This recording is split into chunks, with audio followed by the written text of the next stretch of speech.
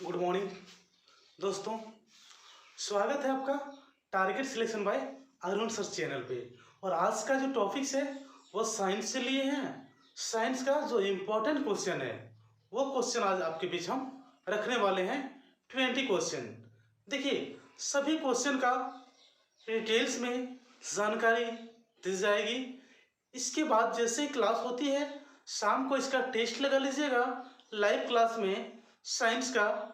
चूँकि आज जो रात को टेस्ट है 9 बजे साथियों, वो होगा मैथ्स का। कल करा देंगे आपको साइंस का। प्रत्येक दिन target selection bye Arun sir provide कर रही है ऑनलाइन टेस्ट। आप सभी साथी जुड़ें और टेस्ट की भागीदारी बने। आप देखिए कितने कंफर्म आप हो रहे हैं, कितने क्वेश्चन आप बना पा रहे हैं। तो देर न करते हुए क्लास की आगाज करते हैं। और आज का क्लास है साइंस से बायोलॉजी, फिजिक्स एंड केमिस्ट्री सभी को अगर मिला के कर दें तो सभी क्वेश्चन 5-5 करके कर दें तो 15 और 5 एक्स्ट्रा क्वेश्चन यानी 20 क्वेश्चन आज आपको हम बताएंगे। 20 ही क्वेश्चन आपका 100 क्वेश्चन डील हो जाएगा। तो वीडियो को शुरू से लास्ट तक देखिएगा, स्किप नहीं कीजिएगा ताकि आपको हर चीज़ की जानकारी मिल सके। और अगर नए हैं तो फटाफट सब्सक्राइब कर दीजिएगा। आइए देखते हैं। सबसे पहले बात कर लेते हैं साइंस में कोशिका की खोज की। देखिए, कोशिका की खोज जब भी बात होती है तब फटाफट रॉबर्ट हुक का नाम बताते हैं। क्या बताते हैं? Robert Hooke. कब किए थे? 1665 में। चलिए, रॉबर्ट हुक का तो नाम आता है, बट ये कोशिका की जो खोज किए थे ये कोशिका मृत थे। मृत कोशिका की खोज किए थे। ये चीज आपको ध्यान में रखनी है। देखिए, कोशिका की खोज की है रॉबर्ट हुक ने 1665 में ही की है। आपने सीखा भी है। बट कोशिका का अंतर देखिए, क्या दोनों क्या है? मृत सेल है, मतलब ये मृत कोशिका की खोज किया था और एक कार के पतले काट की मदद से किया था। ये जो मृत कोशिका की खोज किया तो हम जान लेंगे कि जो जीवित कोशिका थी, जीवित कोशिका की खोज किसने किया? ये क्वेश्चन बहुत ही इंपॉर्टेंट बनता है आपके लिए साथियों। जीवित कोशिका की जो खोज किए थे वो थे लीeuwenhoek। लीeuwenhoek। देखिए, इन्होंने जीवित कोशिका की खोज की। तो मैंने कोशिका की खोज संबंधित 2 क्वेश्चन जो आते हैं परीक्षा के नजर में जो इंपॉर्टेंट है वो आपके बीच रख दिए। आगे बात कर लेते हैं कोशिका सिद्धांत। देखिए, अब कोशिका सिद्धांत किसने दिया ये भी आपको जानना है। तो चूंकि आप स्वान एंड स्लाइडन का नाम सुने होंगे, स्लाइडन और स्वान का नाम सुने होंगे, स्लाइडन एंड स्वान, ये 2 नाम जो है इन्होंने कोशिका का सिद्धांत दिए थे, स्लाइडन और स्वान ने। कोशिका की बात कर लेते हैं। कोशिका क्या है साथियों? जीवन की मूलभूत, जीवन की क्रियात्मक और रचनात्मक इकाई है कोशिका। चलिए, कोशिका के बारे में भी आपको जानकारी मिल जाती है। इस तरह क्या होता है साथियों, आपको डिटेल जो है प्रत्येक दिन हर क्लास में दिए जाते हैं। तो साइंस का क्लास है, अगर आप नए हैं अभी तक तो सब्सक्राइब कर दीजिए और एक दोस्तों को, फ्रेंड को शेयर कर दीजिए ताकि सभी तक ये वीडियो पहुंच सके। चलिए आगे देखिए, कोशिका झिल्ली की बात करती है। देखिए, कोशिका झिल्ली होता है क्या है? कोशिका झिल्ली, अगर मान लीजिए ये सेल है, इसके ऊपर एक परत होता है ना साथियों, ये क्या कर रहा है? कोशिका झिल्ली। और कोशिका झिल्ली जो होता है वो पादप कोशिका और जंतु कोशिका दोनों में पाए जाते हैं। देखिए अंतर कितना है। पादप कोशिका जो है ना, कोशिका झिल्ली जो है ये पादप कोशिका में भी पाए जाते हैं, मतलब पेड़ पौधों में भी पाए जाते हैं। समझ रहे साथियों? पादप मीन्स, और जंतु कोशिका में भी पाए जाते हैं। कौन? ये कोशिका झिल्ली। बट बात करती है आपका कोशिका भित्ति का। देखिए, कोशिका भित्ति की अगर बात करें तो सिर्फ ये पाए जाएंगे पादप कोशिका में। पादप कोशिका में। अगर बात कर लें जंतु कोशिका तो जंतु कोशिका में कोशिका भित्ति नहीं पाई जाती है। देखिए क्वेश्चन आपको यही फंसाता है आपको कि आपको दे देगा कोशिका भित्ति पाई जाती है, जंतु कोशिका, पादप कोशिका, दोनों एंड नन, कोई नहीं। तो आप ऑटोमेटिक अगर जानिएगा तो लगाइएगा, दोनों नहीं लगा दीजिएगा, क्योंकि जंतु कोशिका और पादप कोशिका में पादप भित्ति नहीं पाई जाती है, सॉरी कोशिका भित्ति नहीं पाई जाती है। कोशिका भित्ति पाई किस में जाती है? पादप कोशिका में, ओनली पादप कोशिका में पाए जाते हैं। अगला क्वेश्चन लेते हैं आपके बीच। आइए कुछ अध्ययन जो है उसे देख लेते हैं, जो बहुत ही इंपॉर्टेंट है, परीक्षा में बार बार पूछे जाते हैं। आइए देखते हैं कवक का अध्ययन। कवक फंगस का अध्ययन क्या कहलाता है? देखिए फंगस ही फंगस है दुनिया में, है ना। यानी कवक का अध्ययन, जो कवक जो अपने आप को क्या समझता है? मायके समझता है। अपने आप जहाँ रहता है वो क्या समझता है? ये तो मेरा मायके है। यानी मायके से आप याद कीजिएगा माइकोलॉजी। क्या है? माइकोलॉजी। माइकोलॉजी ये कवक का अध्ययन कहलाता है, माइकोलॉजी। तो आप समझिए सिर्फ मायके। कवक आप कहाँ सोचता है? अपना घर का, अपना सब जगह मायके ही सोचता है।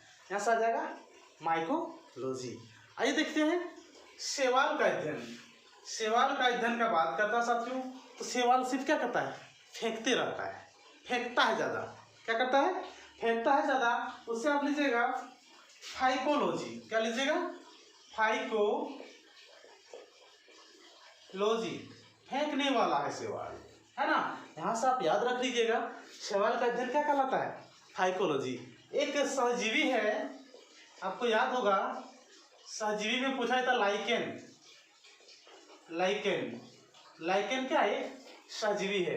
कवक और शैवाल का पहला प्यार है।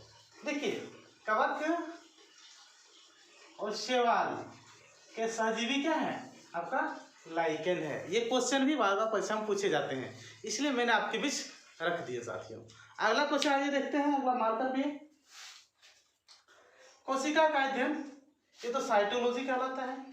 साइटोलॉजी, यहाँ से आप याद रखिएगा सेल मीन्स कोशिका, और साइटोलॉजी कोशिका का अध्ययन। कोशिका का अध्ययन क्या कहलाता है? साइटोलॉजी कहलाता है। चलिए आगे बात कर लेते हैं। मधुमक्खी का अध्ययन पूछता है कभी कभी कि मधुमक्खी का अध्ययन क्या कहलाता है? उसको कहते हैं एपीकल्चर। क्या कहते हैं? एपीकल्चर। आप रिपीटेड कर लीजिएगा एक बार, ऑटोमेटिक आपको याद हो जाएगी, है ना।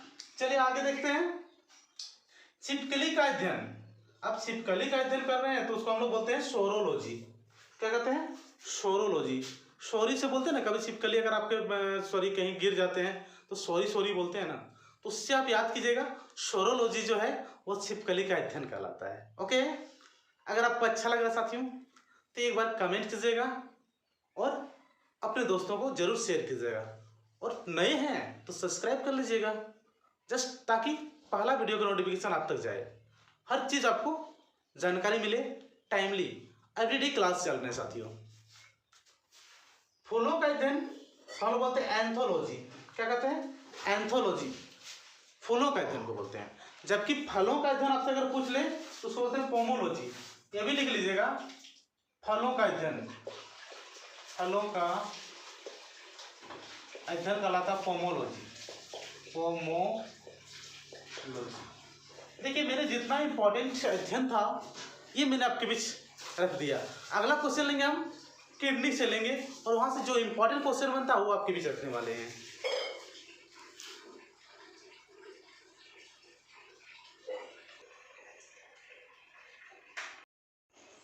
आइए साथियों बात करते हैं और कुछ इंपॉर्टेंट महत्वपूर्ण प्रश्न की, जो विज्ञान में बार बार पूछे जाते हैं। क्वेश्चन है माइटोकॉन्ड्रिया की खोज किसने किया? देखिए माइटोकॉन्ड्रिया की खोज जो है वो अल्टमैन ने की थी। अल्टमैन, आप याद रखिएगा अल्टमैन जो है इन्होंने माइटोकॉन्ड्रिया की खोज की थी। और माइटोकॉन्ड्रिया को हम लोग बोलते हैं कोशिका का बिजली घर। ये भी ध्यान रखिएगा, कोशिका का बिजली घर कौन कहलाता है? माइटोकॉन्ड्रिया कहलाता है कोशिका का बिजली घर, है ना साथियों। यानी पावर हाउस इसको बोलते हैं। सेल का पावर हाउस किसको बोलेंगे? माइटोकॉन्ड्रिया को बोलते हैं। ये क्वेश्चन भी बार बार पूछ लिए जाते हैं। ठीक है, अगला क्वेश्चन जो बहुत ही इंपॉर्टेंट है, सबसे पहले बात करते हैं डीएनए की। देखिए ये डीएनए क्या है, न्यूक्लियोटाइड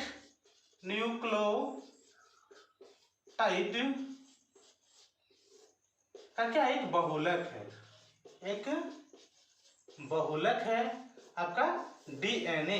क्या है, एक न्यूक्लियोटाइड का बहुलक है। अब डीएनए में जो नाइट्रोजन क्षारक पाए जाते हैं उसका नाम आपको ध्यान पे रखना है। पहला नाम आता है दोस्तों एडेनिन का। देखिए एडेनिन जो है नाइट्रोजन क्षारक किसमें पाया जाता है, डीएनए में। ग्वानिन ये भी नाइट्रोजन क्षारक है जो डीएनए में पाए जाते हैं। साइटोसिन और एक है थाइमिन।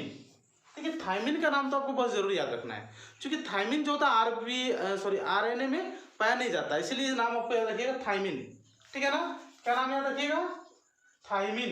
ये जो है डीएनए में पाया जाता है ये नाइट्रोजन क्षारक, बट आरएनए में पाया नहीं जाता। देखिए आरएनए में नाइट्रोजन क्षारक एडेनिन तो पाया जाता है, इसमें भी ग्वानिन भी पाया जाता है, माइटोसाइटिन, यूरेसिल, लेकिन ये थाइमिन नहीं पाया जाता है। सभी नाइट्रोजन क्षारक का नाम आप ध्यान में रख लीजिएगा। अगर बात करते हैं डीएनए का हेलिक्स मॉडल के खोज जो किया था, हेलिक्स मॉडल आप याद कीजिए, वो वाटसन एंड क्रिक ने किया था। वाटसन एंड क्रिक ने डीएनए का हेलिक्स मॉडल का खोज किया था। उसके बाद अगर बात कर लें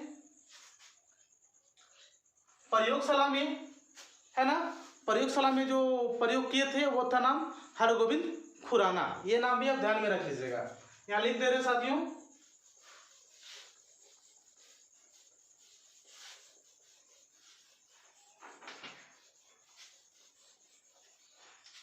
प्रयोगशाला में किसका, डीएनए का संश्लेषण जो किया था उसका नाम था हरगोविंद खुराना। ये नाम जरूर ध्यान रखिएगा। देखिए आरएनए डीएनए से क्वेश्चन बनता ही है, खासकर थाइमिन से बनता है। थाइमिन किसमें पाया जाता है, RNA, DNA, both and none. तो ये सिंपल चीज है।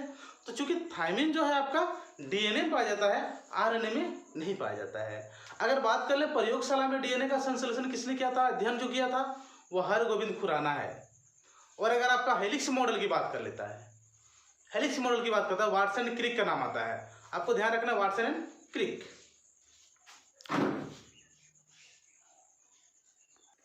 एक एक चीज के बारे में आपको जानकारी रखनी है। देखिए अगला क्वेश्चन जो है वो रक्त शुद्धिकरण कौन करता साथियों, किडनी। जैसे किडनी के बारे में आपको जानकारी हो जाए तो किडनी में एक पथरी होती है। देखिए पथरी का भी नाम है। और उसके बाद किडनी की इकाई जो है, अगर आपसे पूछे किडनी की इकाई क्या है तो आप क्या बताइएगा, नेफ्रॉन। क्या साथियों, नेफ्रॉन। नेफ्रॉन क्या है, किडनी की इकाई है। और किडनी का अध्ययन को तब क्या करेंगे, नेफ्रोलॉजी। नेफ्रोलॉजी कहेंगे किसका, किडनी के अध्ययन को कहेंगे हम लोग नेफ्रोलॉजी। किडनी में जो पथरी होता है साथियों वो किसका बना होता है, कैल्शियम ऑक्सलेट का बना होता है। कैल्शियम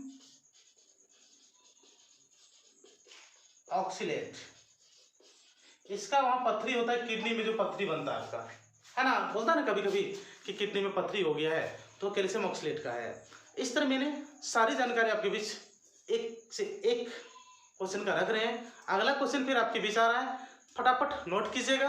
अगर नए हैं तो चैनल को सब्सक्राइब कीजिएगा, लाइक कीजिएगा और शेयर करने नहीं भूलिएगा साथियों।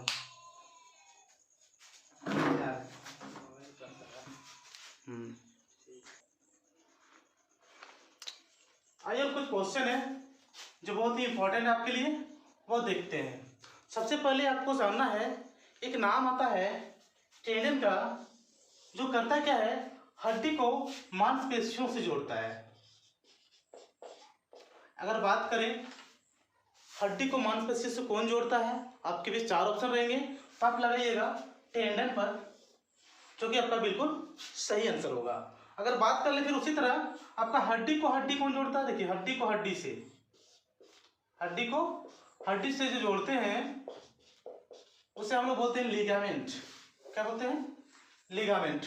और ये चीज जो है बहुत ही महत्वपूर्ण क्वेश्चन है, और ये आपको याद रखना, जैसे भूख लगती है, प्यास, नफरत, प्यार या प्रेम का जो केंद्रक है वो कौन है? हाइपोथैलेमस। हाइपोथैलेमस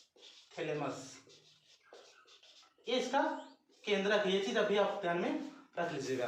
अगला क्लास साथियों आपके बीच प्रतिदिन आ रहे हैं। आप अगर नए हैं तो चैनल को सब्सक्राइब कीजिएगा, दोस्तों को शेयर कीजिएगा और एक लाइक करने नहीं भूलिएगा। धन्यवाद दोस्तों, आज के लिए इतना ही।